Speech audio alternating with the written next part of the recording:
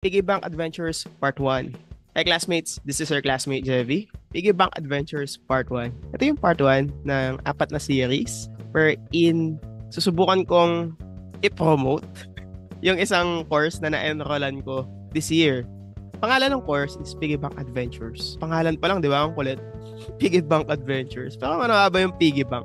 Naalala ko kasi pag narinig ko yung Piggy Bank, parang yung hinuhulugan naman ng pera. Pag napuno na yun, babasagin mo, diba? Tapos gagastusin mo, ganun. Pero, ayun, more details about this. This course is made by Coach Harry, alias na is Kage. Kage, nagaling dun sa Naruto, yes. Na-meet ko si Kage once nung pumunta sila dito sa Pampanga. Ito yung meet-up ng The Freelance Movement Tribe. Tapos, ang kilala ko lang back then, si Coach Fred. Pero nandun si KDL, nandun si Coach Harry.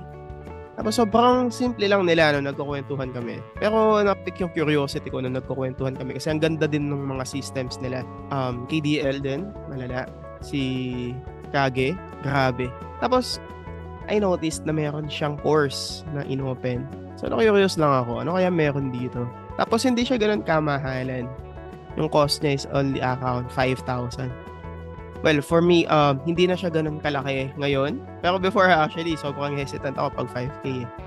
Kasi 5,000 din yun, di ba? Lalo na minimum wage earner ka pa lang, medyo malaki talaga yun. So, curious lang ako. Ano kaya ang mangyayari if mag-enroll ako dito? And since hindi na siya ganun kalaki sa akin, I tried. One of the things na napansin ko, within 3 months, nagkaroon pa lang kami ng 6 na sessions. Grabe yung results. Substantial talaga. Nagkaroon ako ng system kung paano lagyan ng relationship yung savings, yung earning at spending. Paano yung process nila. Dapat pala may process yun. It becomes a cycle. Kasi dati, parang ang ginagawa ko lang, earning, spending. Tapos wala na. Yung saving, wala lagi. Tataka ka na lang saan napupunta yung pera, di ba? Pero yun, dapat pala meron siyang process. Kasi it's a cycle. And if you want to have a passive income in the future, and I think lahat naman ganoon yung gusto, di ba? Yung ngayon, actively you're earning, tapos spending, tapos saving. Eventually, yung saving, sila na yung nag-earn, spend, tapos nakakapag-save pa rin, di ba?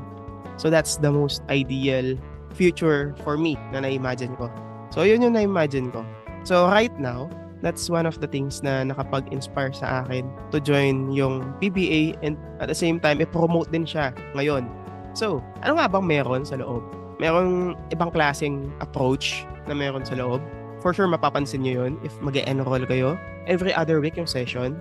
Tapos, it is made out of community na like-minded people na gusto lahat matuto paano mag-save, kamukha ko.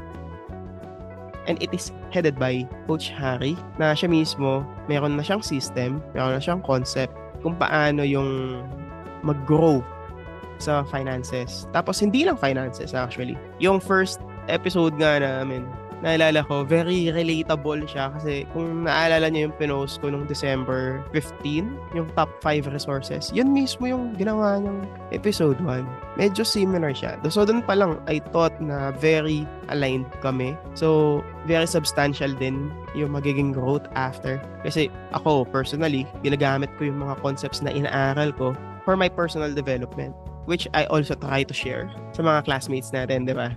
So, kayo ba? Interested ba kayo ma-inspire sa mga like-minded people?